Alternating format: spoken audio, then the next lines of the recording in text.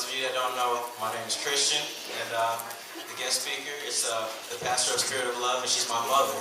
And if you know Pastor Lee, she's a peculiar woman. So when it comes to the intro, she said that she doesn't want an introduction. She just came here to preach the Word of God. So without further ado, I give you Pastor Gwendolyn Lee.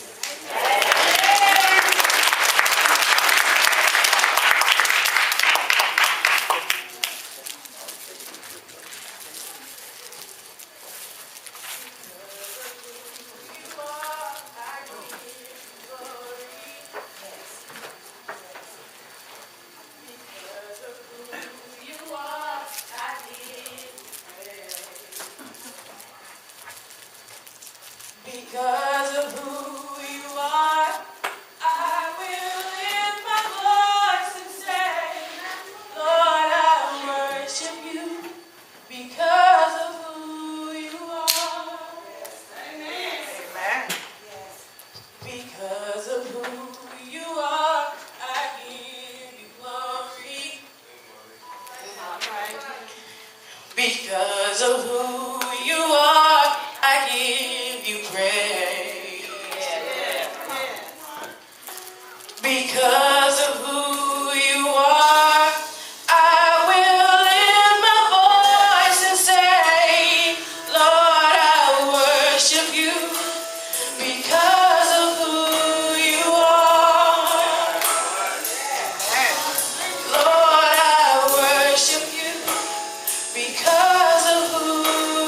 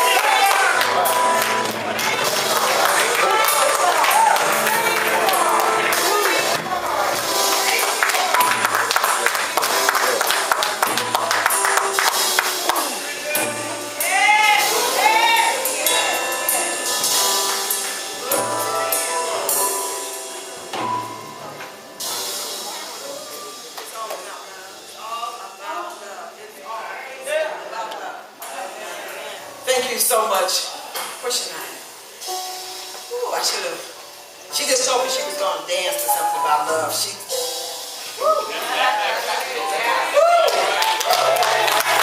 have had a secret on that one. Blessing, blessing, blessing. Thank you, praise team, for being here. I had a couple of things I was going to say before the message. I'll save them till later, because when the Spirit starts moving, you just have to get with it and give God the glory. It's a blessing, First Baptist, for us to be here. It's a blessing and an honor for us to be here. Thank you, son, for the introduction. My son told you that I'm peculiar, a peculiar treasure. All of the month of January, I preached about being God's peculiar treasures. See, people have called me peculiar for a long time, but when I finally understood that I'm not peculiar according to the world, but according to the Word, it made everything all right. So yes, and I have some peculiar treasures who are worshiping with us today, because who ever heard of a church closing to come to another church during morning service? Peculiar treasures who understand the power of love, and it's all about love. And it's because of the love that Pastor and Sister Midget have given out to everybody and has given out to us that that's why we're here today. I can't think, and I know Brother Mike is here recording. He's going to put us on Facebook and YouTube, and I'll say this proudly. I can't think of any other pastor in the city of St. Louis that I would ask the church to shut down or go to worship with them, other than you, Pastor Midget and Sister Midget. I'm saying it out loud so they'll hear me and they'll know. That's because of the love that you all give. Trying to regroup. I'm trying to get it together. But we just thank God for being here. I know you all have your theme of the faithful servant, and you come out of Romans, and I tried to work with that, but God said I have something different that I want you to work with, and I'm always obedient to the Spirit of God. We don't tie it in there, but God said something different. And you know, every time, Sister Midget, that I come to First Baptist, this is my second or third time preaching, I always leave my Bible at home. And I'm always reminded when I get here and look at your Bibles that I can't see the print. Last time I was here, Pastor Midget let me use his iPad, and it was moving around. I don't have one, so I couldn't get it together.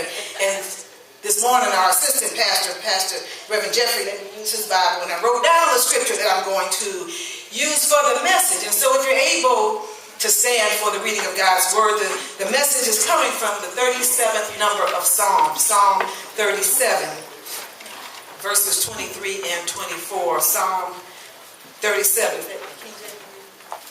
From the King James Version of the Bible, you'll find these words in Psalm 37, 23 and 24. Is that it? 23? Oh, he said pray not that. Okay, you started. Okay, I was getting nervous. That's not what I wrote. I wrote, the steps of a good man are ordered by the Lord, and he delighteth in his way. Though he fall, he shall not be utterly cast down, for the Lord upholds him with his hand. Thank you for standing for the reading of his word. This is his word for his people, and we say thanks be unto God. And so the message that God has given today is to you, Pastor and Sister Midget, keep on doing what you're doing, but don't watch your step. And then if I can just add a little P.S. after your praise dancers dance, P.S. it's your season. It's your season. It's your season. I know that the scripture that comes out of Romans talks about how shall they hear without a preacher, and how can he preach unless he's been sent. And so as I was preparing and thinking about today, I thought back on the relationship that I have had through Antioch with First Baptist, and I started out in Antioch in 1997. So we've been connected for the different holiday services that we've had combined together. And now, I love y'all. So this is from God.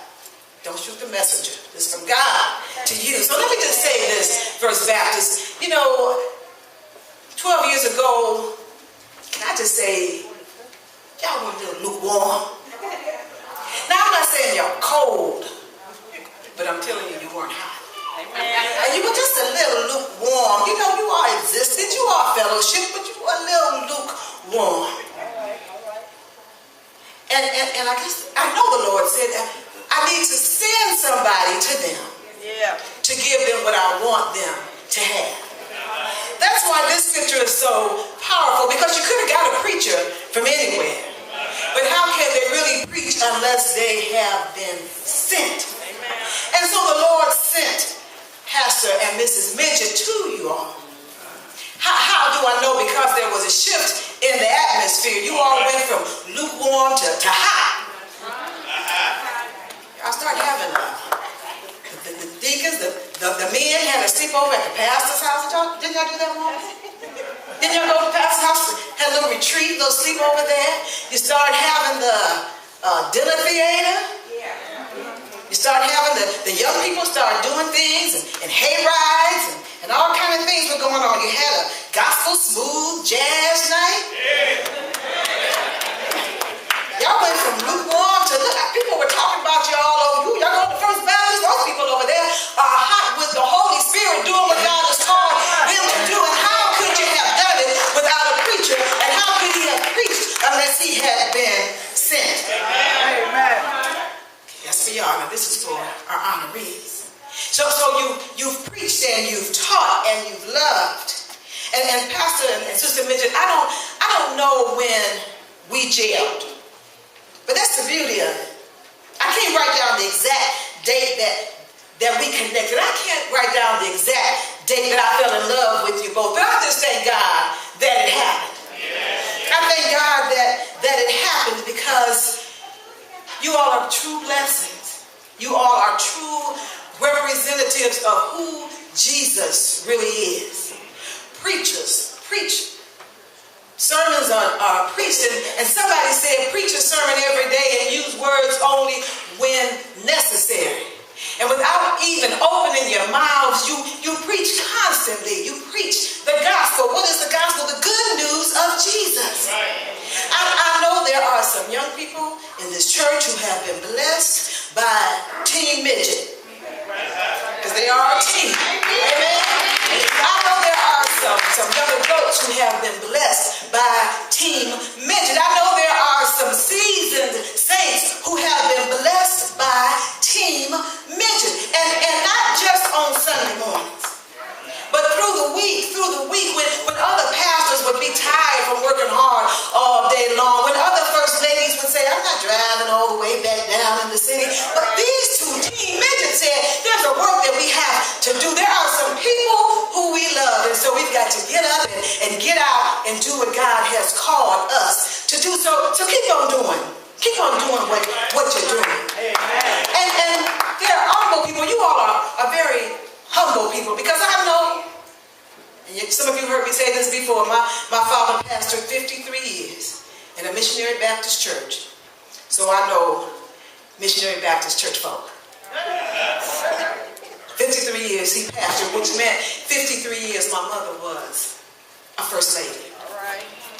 And I used to love, back then the ministers' wives and widows would go from house to house, and whoever was hosting it would prepare a dinner and they would eat, and then after they ate they would sit down and have their business meeting. And so my mother had 8 girls, and the daughters would go in the kitchen, and we would, after we served them, we'd wash the dishes. And some of my sisters would, they'd run, but I stayed in the kitchen, not so much because I wanted to wash the dishes, but I wanted to hear what was going on in the living room. And the beauty of that was that it gave me an extra special heart for pastors' wives, preachers' wives. Because back then, they could sit down over a cup of coffee and pour out their hearts to sisters in Christ. Back then, they could sit down and tell in confidence some stuff they were dealing with members in the church, with people in the community, even with their own husbands. And there was a sisterhood there where they could pray for one another and talk about things and leave knowing that they were being prayed for, that their business wasn't going to be put all out on the street, and And that the next month, whoever was being helped at that time, next month, perhaps she would be ministering to somebody else. And so, Sister Midget, I applaud you. I thank God for you. Even if we hadn't connected as friends, my heart still rejoices with you and grieves with you in your role as First Lady. Because I know firsthand the joys and the sorrows. I know firsthand those who smile at you, and then before you're out of church, they talk about you. I know firsthand those who will give you the shirt off their back just like you give them the shirt off your back. And I know firsthand those who see you coming and try to break out the door so they don't have to speak. But just keep on doing what you're doing. But don't watch yourself. Don't watch yourself. Have you ever seen the signs that say watch yourself? I forgot what restaurant it is, but there's a restaurant. And when you sit down, you step up. But then when you go out, you have to step down out of the booth. And so they have a sign that says watch yourself. So that when you step, you remember to step down. There are different places, you know, when you're in the mall or different places, you see the sign that says, watch your step. What does that mean? There's something going on around you, so watch where you're walking. But that's in the world. That's in the flesh. Yeah. The Spirit says, don't watch your step. Because if you're watching your step, you're looking down at the step. But if you are in the Spirit and you know this scripture, the steps of a good man are ordered by the Lord. So don't watch the step. Watch the one who is ordering your steps, and everything is going to be all right. So don't watch your step. Because you start looking down, and when you look down with your head down, you start seeing some stuff God doesn't want you to see. When you look down, you'll see some feet of some other people that God doesn't want you to see. But if you don't worry about your step, but put your trust in the step maker, everything is going to be all right. And like I told you, he reminded me to tell you, P.S., it's your season. The steps of a good man are ordered by the Lord. And then the next verse says, though he fall. Didn't say, oh, if you let the Lord order your steps, you're not going to ever fall. It says, though he falls. Too bad we can't bring Job in. He can tell us about his good steps and about how he fell and all the stuff that he had to deal with. But it's about Team Midget today. So let me remind you that even when you fall, you won't be cast all the way down. And the Lord brought it to me in a different way, and perhaps a different version will say this. When you fall, you won't fall on your face. You may fall on your side. You might fall on your back, but you won't fall on your face. He brought this scripture to me last week. I was at home at my mama's house, and it was 2:45 in the morning. The Lord woke me up with this. And then Sister Midget, he reminded me, when you all took the hayride, you all remember, Sister Midget, there was a hole out there. You fell. You still going to physical therapy.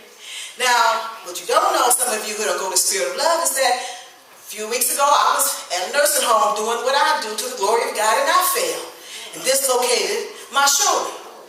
But Sister Midget, on her way to her physical therapy to take care of herself, was calling me to see what I needed because I had fallen. Everybody doesn't do that. She put her injury aside to see if I was okay, to see what I needed. But God showed me at 3 o'clock in the morning, and I was tired, but I took it for the team. I took that for the team. He was saying, you know, when you fall on your face and you get up, you bruise and everybody can see what happened. Is that not right? Now my members knew that I had done something because I came to church in a sling. Now I took the sling off as I'm healing, and you wouldn't know if I hadn't told you that I had dislocated my shoulder, right? When you're doing the work of God, as you're being the servants God has called you to be, when you fall on your face, if you were to fall on your face, people could see everything in your face. They would know the heartaches, the pains, the sorrows, the trials. They would know all the stuff you've been through. But God said, I'm not going to let you fall on your face. You're going to fall on your side. You're going to fall on your back. That way they don't know what you've been through. They can't tell that you don't look like what you've been through. Because God has got you. He said, and you won't be all the way cast down. You may fall, but what's going to happen? You're going to get back up. Because his hand is upon holding you. So do what you always do. Keep doing what you're doing. Keep blessing others. Keep praying for those who talk about you. Keep getting up in the morning and with the light of Christ within you. Keep smiling when you want to cry. Keep doing what God has called you to do. Keep looking at people who you don't look at you with the side eye and just give them a hug with the love of Christ, because you all represent love. And so that's how we throw our enemies off. And can I tell you that everybody who show up on Sunday don't belong to God? Can I tell you that there are church folk who Satan has assigned certain imps to? And because church folk are willing to let them come on in with them, come on into service, that's why, and I know this is not spirit of love, but I just have to say this. If you're here, because I know a lot of people say, oh, I know they're not here, but just in case you are. That's why when you leave here, you're madder than you were when you came to church. That's why when the preacher is preaching, you just get all hot-headed and agitated. That's why when the first lady sings, you can't be still, because the imps in you are getting you all upset. So why not on this Valentine's Day, on this 12th anniversary, if by chance you're here, why don't you just shake them off and put them under your feet and tell Satan you have no power over me anymore, and watch what will happen on next Sunday. I'm just saying. Keep doing what you're doing. And realize that people may never tell you what a blessing you are to them. But what's important is that God knows. What's important is that God knows, in every step you take, God knows. And when you choose to follow your mind and not your heart, when you choose to be led by the flesh, God will always pull you back on track. In love. How do I know this song was written? David the psalmist. Look at all the things David went through. Look at all the stuff David did. And yet God called him a man after his own heart. That means to us that even if we get sidetracked every now and then, we will confess our sins.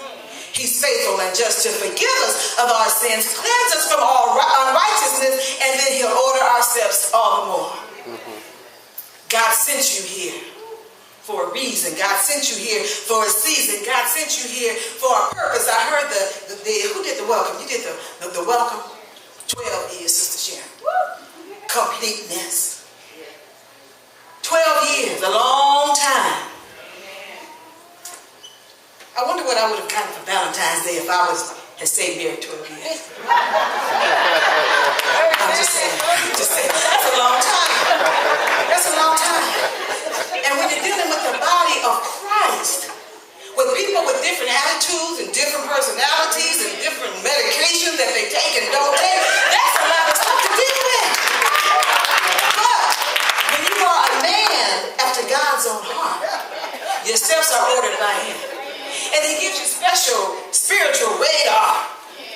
Here she come. Say a prayer. Didn't take her meds. And you can be prayed up and got on your whole armor, and you're able to do what God has called you to do. Just saying.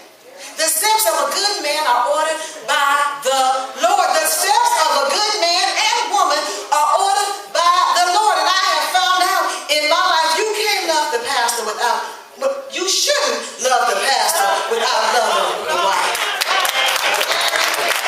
It's not going to make or break them, because they love each other, but it's going to cause you some repercussions.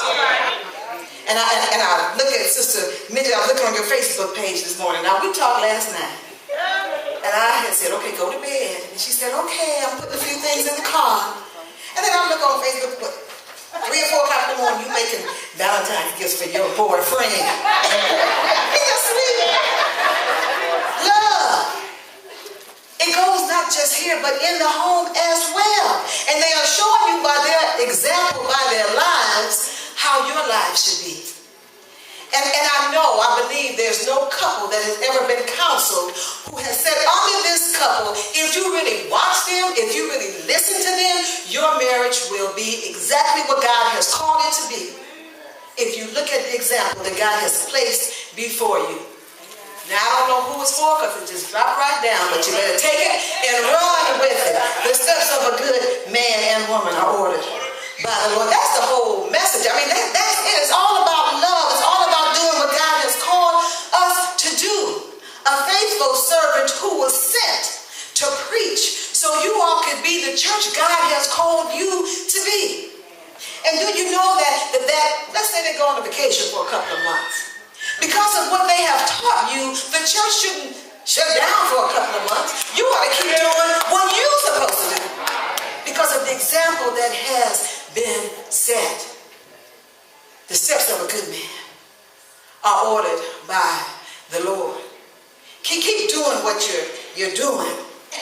But don't watch your step. Lift up your head. Don't watch your step. But just know that you've got a heavenly Father who knows every tear you cry. You've got a heavenly Father who knows every time you laugh. He knows all the joy in your spirit. You have a heavenly Father who knew before you were even born what December of 2016 looks like for you. And I want to close with this. There was a song that was written, and I'm not going to sing it. I asked Sister Joyce Davis to come. And this song is a song that my mother still sings. And the words of the song have just kept me through the years, and just no matter what, they've kept me. And it seems so appropriate. So I was looking to see who wrote this song, and I found out that it was written by a pastor.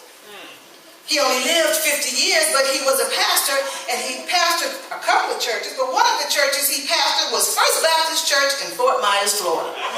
Now, you know that's a connection right there. And when I listened to the words of this song, and we want to dedicate this to you so that from this day forward, whether the snow is on the ground or whether the sun is shining, both of you all can sing, I know that. So just, if one of you is looking down, maybe the other one can start humming this song. If one of you is not feeling well, maybe the other one can start singing this song. But the words of the song says, I trust in God, wherever I may be, on the land or on the stormy sea. For come what may,